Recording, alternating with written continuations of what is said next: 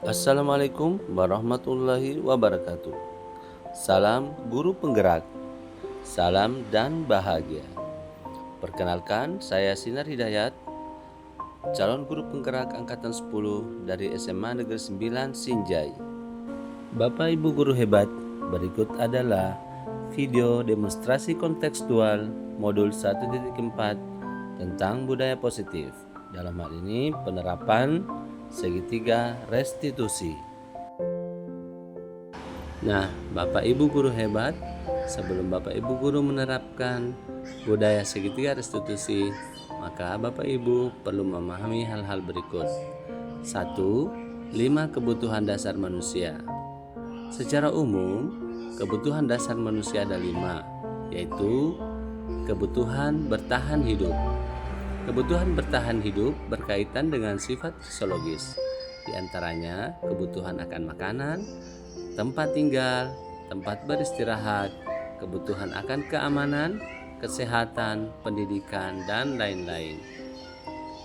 Yang kedua, kebutuhan kasih sayang atau rasa ingin diterima. Kebutuhan ini berkaitan dengan psikologis. Kasih sayang dan rasa diterima oleh orang lain memiliki peran penting dalam membangun interaksi dengan lingkungan. Kebutuhan yang ketiga adalah kebutuhan pengakuan atas kemampuan. Kebutuhan ini berkaitan dengan kekuatan dalam menggapai sesuatu. Seseorang akan menjadi terlihat kompeten, berprestasi, memimpin, terampil, didengar, dan diakui. Yang keempat, kebutuhan akan kebebasan. Kebutuhan akan kebebasan berkaitan dengan seseorang akan memilih, bergerak, mencoba hal baru, dan mengeksplorasinya.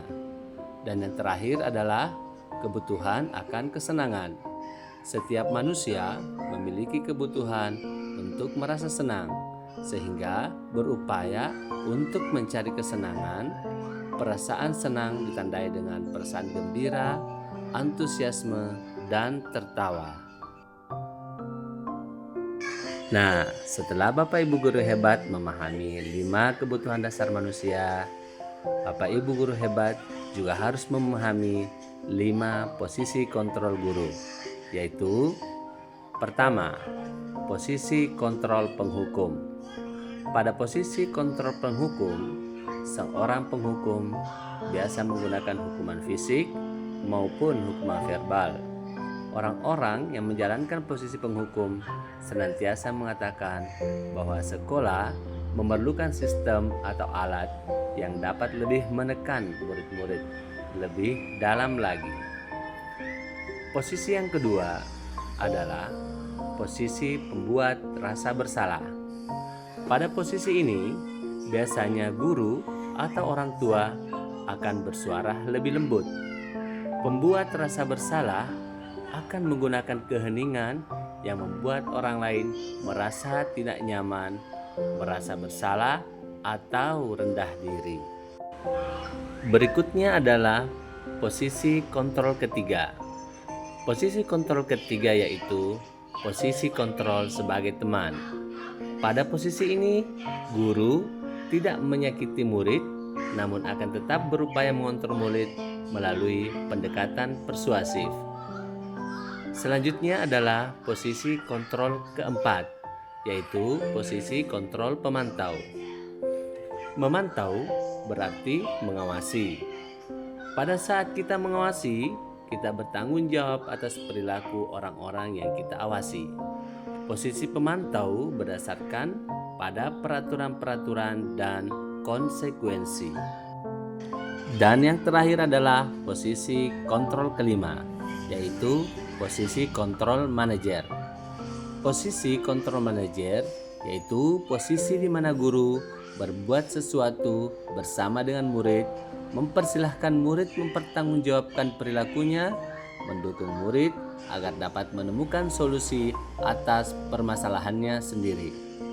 Posisi kontrol manajer adalah posisi kontrol guru paling tinggi dan paling sesuai dengan penerapan segitiga restitusi.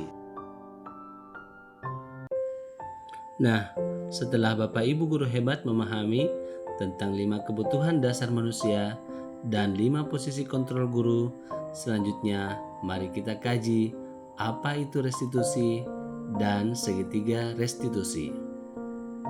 Restitusi adalah menciptakan kondisi bagi murid untuk memperbaiki kesalahan mereka sehingga mereka bisa kembali pada kelompok mereka dengan karakter yang lebih kuat.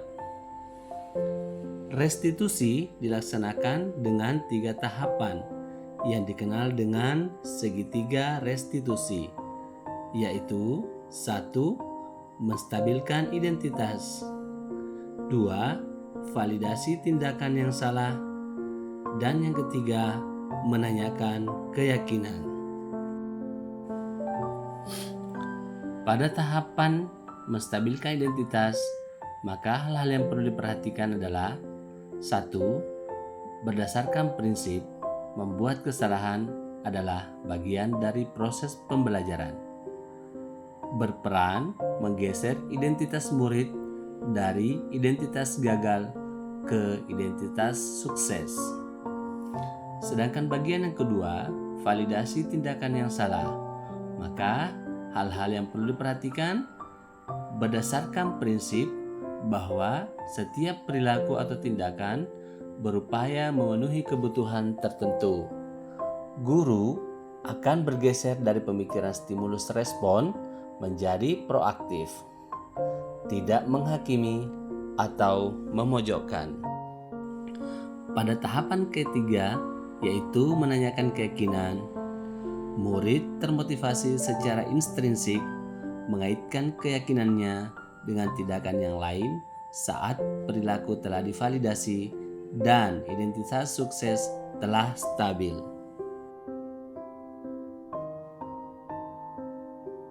Bapak Ibu guru hebat, pada demonstrasi kontekstual ini saya mengangkat 2 kasus berbeda yang diselesaikan dengan langkah-langkah segitiga restitusi. Pada kasus pertama, siswa bernama Debbie Rahma merasa kesal dan marah karena dijelek-jelekan oleh salah seorang rekannya di media sosial. Bapak Ibu guru hebat, berikut adalah video kasus tersebut. Assalamualaikum. Waalaikumsalam warahmatullahi wabarakatuh. Debbie, tumben kamu masuk dalam ruangan Bapak. Ada apa? Iya Pak, saya sangat jengkel sama dia, anak kelas 10. Jengkel kenapa? Kelihatannya kamu sangat marah. Siapa yang tidak marah dan jengkel Pak, kalau saya dijelek-jelekan di media sosial. Oh ya? Keterlaluan sekali. Bapak juga pasti akan marah kalau ada yang menjelek-jelekan Bapak di media sosial. Terus apa yang kamu lakukan? Saya datang ke kelasnya Pak, dan saya balik kata-katain dia di depan teman-temannya. Tapi kamu lakukan itu pasti ada rasanya, bukan? Iya dong Pak, saya marah, saya juga jengkel. Masa saya dijelek-jelekan di media sosial? Kan gak mungkin Pak, saya diam saja. Ya, saya rasa itu wajar saja. Semua orang pasti akan membela diri, mempertahankan diri dari perlakuan yang tidak adil dari orang lain. Dan membela diri tentu satu hal yang penting buat kamu, bukan? Iya Pak, rasanya ingin saya tonjok mukanya biar tau rasa. Ya, itu bisa saja kamu lakukan. Tapi kamu lebih memilih untuk bersabar dan bertahan untuk tidak melakukan tindakan lebih jauh lagi. Nah, kira-kira Debbie kenapa tidak bertindak lebih jauh lagi? Iya Pak, saya tidak mau masalah ini menjadi lebih rumit lagi. Saya kira itu bagus sekali tindakan Debbie, dan itu berarti bahwa Debbie menyadari satu keyakinan kelas. Nah, menurut kamu prinsip mana yang akan kamu pertahankan dalam hal ini? Ya, saya menghargai diri saya Pak, maka dari itu saya juga harus menghargai orang lain. Kamu betul sekali. Menghargai orang lain itu berarti harus menghargai diri sendiri. Sekarang, bagaimana cara kamu memperbaiki hubungan dengan dia itu? Saya akan mengujian Pak, dan saya akan minta maaf supaya hubungan kita bisa membaik lagi. Kamu yakin mau melakukan hal itu? Iya Pak, sangat yakin. Oke, kalau begitu Bapak mendukung tindakan kamu dan saya rasa jauh lebih bagus jika berdamai dengan dia. Ya Pak, terima kasih Pak. Ya, oke, silahkan lanjutkan pelajarannya. Saya akan ke kelas. Baik Pak, terima kasih Pak. Selanjutnya adalah kasus kedua. Siswa bernama Alfia Hairani ketinggalan pelajaran karena terlambat dan mendapat hukuman membersihkan WC sekolah. Alfia, apa kabar Alfia? Baik Pak. Alfia tahu nggak kenapa saya panggil di ruangan saya? Ya Pak, saya tahu saya terlambat masuk pelajaran Bapak. Bisa nggak Alfia berpenjelasan kenapa Alfia tidak ikut belajar hari ini? Saya terlambat ikut upacara Pak, dan saya dihukum sama guru piket. Tapi kelihatannya kamu kurang senang, kamu kelihatan sangat kesal. Ada apa? Betul Pak, saya sangat kesal. Kesal kenapa? Karena memang seharusnya kalau terlambat harus berhadapan dengan guru piket, kemudian ada konsekuensinya dan itu harus diterima, bukan? Iya Pak, saya tahu. Tapi konsekuensi yang saya terima tidak sesuai dengan pelanggaran yang saya lakukan. Saya merasa tidak adil. Masa saya disuruh membersihkan WC sampai semuanya bersih? Terus apa yang kamu lakukan?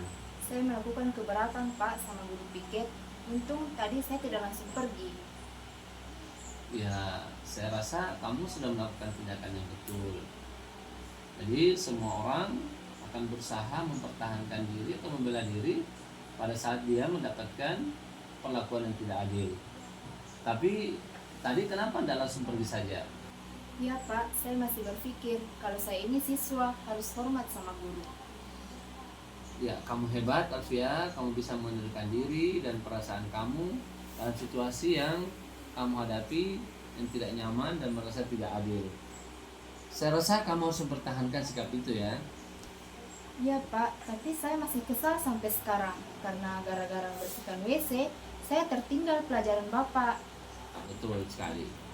Satu lagi sikap hebat yang harus kamu pertahankan yaitu tanggung jawab. Dengan merasa kesal karena tidak ikut pelajaran saya, itu artinya kamu mempertahankan sikap tanggung jawab kamu. Nah, sekarang apa yang bisa kamu lakukan untuk mengejar ketertinggalan pelajaran hari ini? Saya akan belajar dari teman Pak. Jam istirahat sebentar, saya akan meminjam catatan teman saya. Bagus. Saya kira kamu akan berusaha dengan sekuat tenaga untuk mengejar ketertinggalan kamu. Tapi kalau misalnya itu tidak selesai, apa yang akan kamu lakukan? Pulang sekolah sebentar, saya akan melakukan kerja kelompok di rumah teman saya, Pak. Iya, saya yakin kamu mampu melakukan itu dan kamu akan terus berusaha. Nah, menurut kamu, keyakinan apa yang harus kamu pertahankan dalam hal ini? Saya rasa sikap disiplin, jujur, dan tanggung jawab itu sangat penting untuk masa depan, Pak. Selain itu, rasa hormat kepada guru harus selalu dijaga. Iya, bagus. Saya juga berpikir seperti itu dan saya rasa kamu harus mempertahankan sikap itu. Nah, sekarang kamu bisa kembali ke kelas dan belajar dengan giat. Terima kasih Alfia sudah datang memenuhi panggilan saya. Assalamualaikum warahmatullahi wabarakatuh. Hai, perkenalkan nama saya Debbie Rahma. Kerap kali disapa dengan Debbie. Pada kesempatan kali ini, saya akan mengutarakan pendapat saya mengenai video pembelajaran restitusi yang telah dibuat oleh Pak Sinar. Pertama-tama, saya ingin menyampaikan terima kasih banyak kepada Pak Sinar karena telah melibatkan saya dalam pembelajaran restitusi ini. Saya mendapatkan banyak sekali pengalaman dari pembelajaran ini.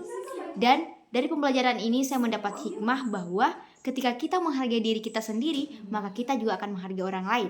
Sekian dari saya. Wassalamualaikum warahmatullahi wabarakatuh. Baik, Assalamualaikum warahmatullahi wabarakatuh. Saya Alfia Herani, kerap disapa Alfia. Di sini saya akan menyampaikan pendapat saya setelah melakukan diskusi bersama Pak Sinar selaku guru dan saya Alfia Herani selaku siswa.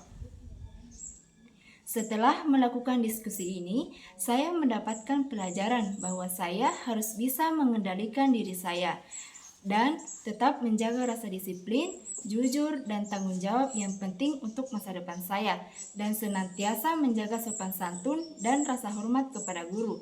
Sekian tanggapan dari saya. Wassalamualaikum warahmatullahi wabarakatuh.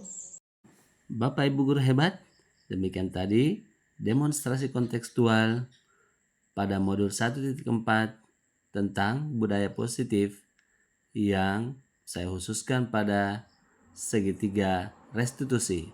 Semoga video ini bermanfaat. Terima kasih. Assalamualaikum warahmatullahi wabarakatuh.